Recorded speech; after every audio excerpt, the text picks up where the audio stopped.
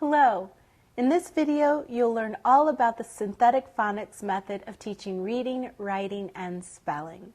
Synthetic phonics is the method recommended for teaching reading by the governments of the USA, Great Britain, and Australia.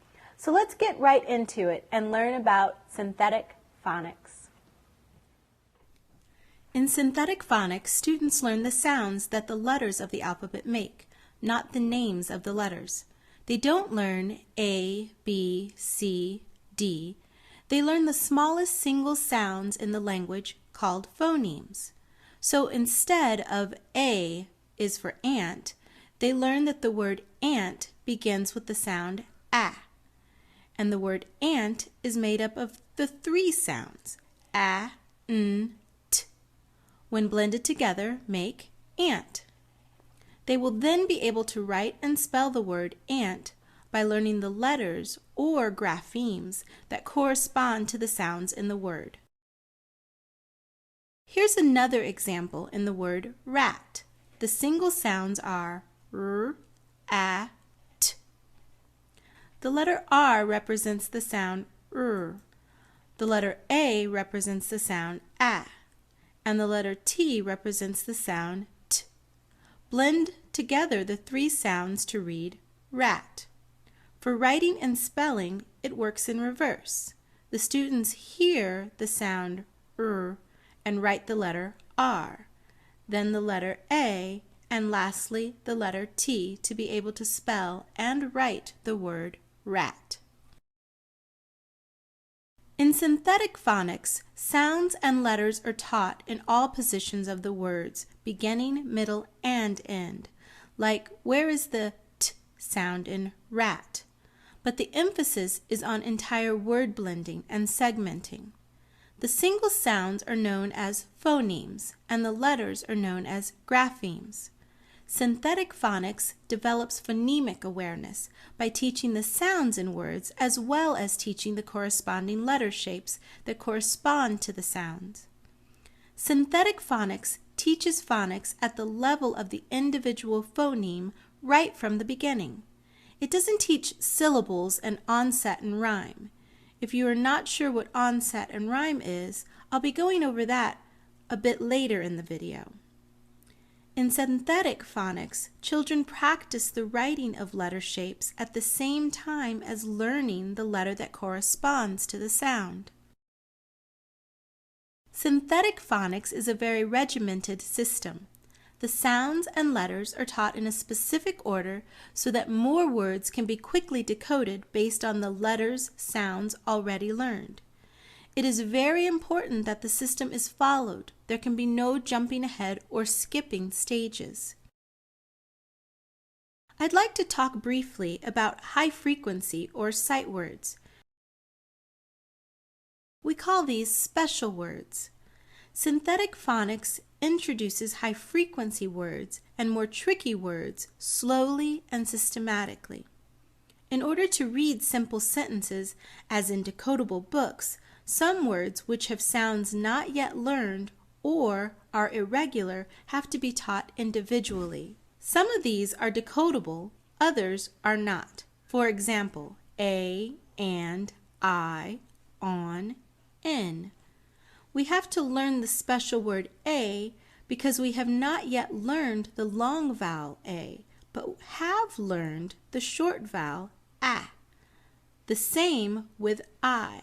We would have not yet learned the long vowel I. So let's sum up.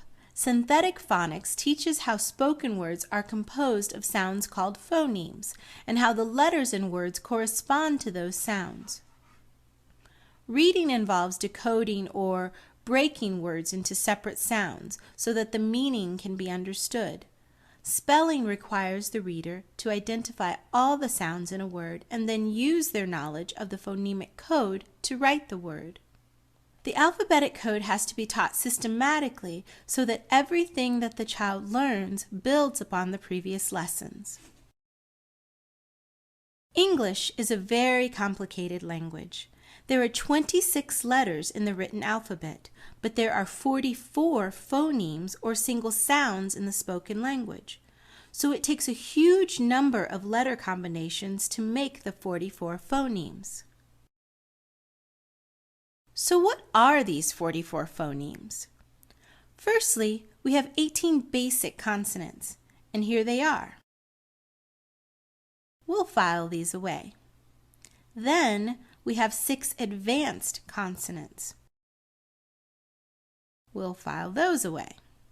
Then we've got 5 short vowels, a, e, I, a. And we have 5 long vowels. With the long vowels, the sound is the same as the name of the letter, A, E, I, O, U.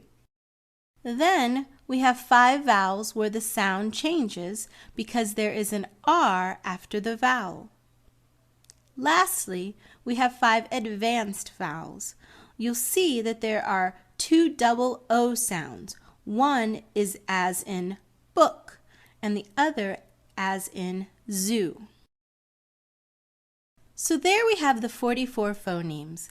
Let's look at them all. We've got 18 basic consonants, 6 advanced consonants, 5 short vowels, 5 long vowels, 5 are controlled vowels, and 5 advanced vowels, making up the 44 phonemes. In what order should the 44 phonemes be taught? It doesn't really matter a lot, but we must gradually build up enough sounds to make simple words by blending these sounds together. I should add, we shouldn't be teaching letters that easily get confused, like B and D, at the same time.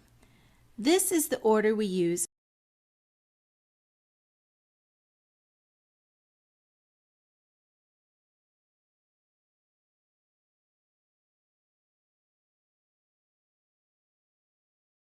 I'd like to give an example of blending when students know the sounds n, a, p, m. They can blend the sounds a, n, m, a, n to make the word man. Now I'd like to explain 3 methods of teaching that are not included in synthetic phonics. If you teach these 3 things I'm going to describe, children may be confused and will not make as good progress as with pure synthetic phonics approach.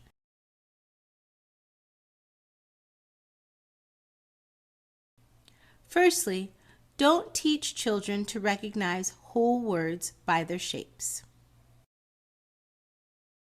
Second, don't provide pictures which give students a clue so that it is easy for them to guess the words. In this example, if we had written, "My cat can dig," under the same picture, I'm sure that children who learn with picture clues would still read, "My dog can dig." Third method to avoid. Don't teach onset and rhyme, which is learning larger sound units rather than single sounds, phonemes. In this example, in the first column, the first word has the onset l and a rhyme of ace. The pages teach 3 rhymes, ace, ice, and oak. Just imagine how many rhymes students will need to learn. This example has just 3 of hundreds. Students will be able to sound out all the words in this example after they have learned the phonemes without having to learn hundreds of rhymes or word families.